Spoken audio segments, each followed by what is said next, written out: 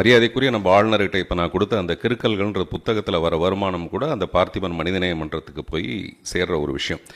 இப்போ நம்ம ஆளுநரை பற்றி நான் கொஞ்சம் சொல்லணும். ஏன்னா இந்த நிகழ்ச்சி வந்து எவ்வளவு நோபலானது, எவ்வளவு மேன்மையானது, அதை யார் நடத்துகிறாங்கன்றது ரொம்ப ரொம்ப அவசியமான ஒரு விஷயம். முதல்ல இங்கே நுழைஞ்சதுலேருந்து இந்த தமிழ் நல்லா அழகாக மணந்துக்கிட்டே இருக்குது.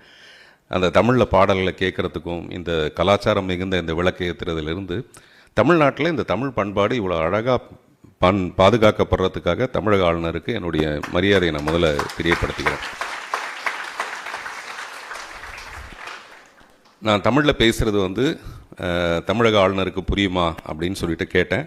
திருஞான சம்பந்தன் சார் சொன்னார், இப்போ வர வர அவர் வந்து நிறைய தமிழ் கற்றுக்கிறாரு, அவருக்கு புரியும், அதனால் நீங்கள் தைரியமாக தமிழ்லேயே பேசலான்ட்டு. அதனால தான் தமிழ் புத்தகங்கள் எல்லாமே நான் அவருக்கு கொடுத்துருக்கேன்.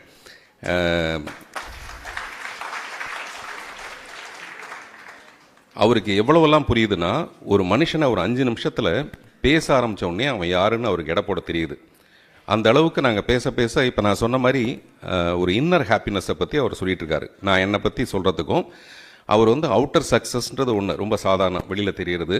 நான் ஒரு சினிமா நடிகனாகி வீடு பங்களா காரெல்லாம் வாங்கி நிறைய கோடி சம்பாதிக்கிறது ஒரு விதமான சக்ஸஸ். ஆனால் இன்னர் சக்ஸஸ்ங்கிறது எப்போவுமே நீங்கள் பிறருக்கு நாங்கள் உதவி செய்யும் போது ஏற்படுற சந்தோஷம் இருக்குது பாருங்கள், அது வெளியில் தெரியவே தெரியாது. அது ஒரு விதமான கர்வம். அது அந்த குட் ஃபேட் பேட் ஃபேட் மாதிரி குட் ஈகோ பேட் ஈகோன்னு ஒன்று இருக்குது. அதில் குட் ஈகோன்றது நான் இவ்வளோ நல்ல மனுஷன், நான் இவ்வளோ தூரம் மற்றவங்களுக்கு உதவி செய்கிறேன்றது இருக்குது பார்த்தீங்களா, அதுக்கு இணையான வேறு சந்தோஷம் நமக்கு நிச்சயமாக கிடையவே கிடையாது. அப்படி ஒரு சந்தோஷம் அவங்க எல்லாருக்குமே இருக்கும். இப்போ இந்த டிபியை பற்றி மேடையில் இருக்க பெரியவங்க எல்லாம் ரொம்ப கிளியராக பேசுனாங்க. அதை விட சிறப்பாக நான் ஒன்றும் பேசுகிற போகிறதில்ல. நான் பேசுகிறது ஒருத்தருக்கு ஒருத்தர் உதவுறதுக்கான விஷயமும், இன்னொன்று இந்த சொசைட்டிக்குள்ளே நம்ம இதை எப்படி கொண்டு போய் சேர்க்க போகிறோங்கிற விஷயம். ஒன்றும் இல்லை, திரையரங்கத்தில் வந்து சினிமா போடுறதுக்கு முன்னாடியே ஒன்று போடுவாங்க, smoking is injurious to health அப்படின்னு போடுவாங்க. அதை யார் ஸ்மோக் பண்ணுறாங்களோ அதை பார்க்குறதே கிடையாது. அவனுங்க குனிஞ்சுக்குவாங்க, இந்த பக்கம் திரும்பிக்குவானுங்க, அந்த பக்கம் திரும்பிக்குவாங்க. இது வேறு யாருக்கோ போடுறாங்கன்னு நினைப்பானே தவிர அவன் அதை பார்க்கவே மாட்டான். ஏன்னா அது அவனுக்கு ஒரு கில்ட் இருக்குது உள்ள, அதனால் அவன் அதை பார்க்க மாட்டான். இவனுக்காக தான் நம்ம அதை போடுறோம், அவன் அதை பார்க்க மாட்டான். அதனால் இப்போ நான் இது வரைக்கும் ஸ்மோக் பண்ணதே கிடையாது என் லைஃப்பில். அதனால் தைரியமாக அந்த டிபியை பற்றி பேசுகிறதுக்கான எனக்கு ஒரு 5-10% எனக்கு ஒரு தகுதி உண்டுன்னு நான் நினைக்கிறேன்.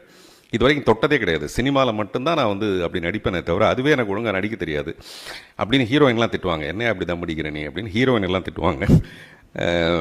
ஸோ அப்படின்னு சொல்லிட்டு இதுக்கு என்ன காரணம்னா, எங்கள் அப்பா வந்து நிறைய ஸ்மோக் பண்ணியிருக்காரு. நிறையனா கொஞ்சம் நஞ்சம் கிடையாது, நிறையா. அது வந்து எனக்கு ஒரு பெரிய பாதிப்பை ஏற்படுத்தியிருக்கு. அவருக்கு ஏற்படுத்தின பாதிப்பை விட எனக்கு ஏற்படுத்தின பாதிப்பு ரொம்ப ஜாஸ்தி. அவர்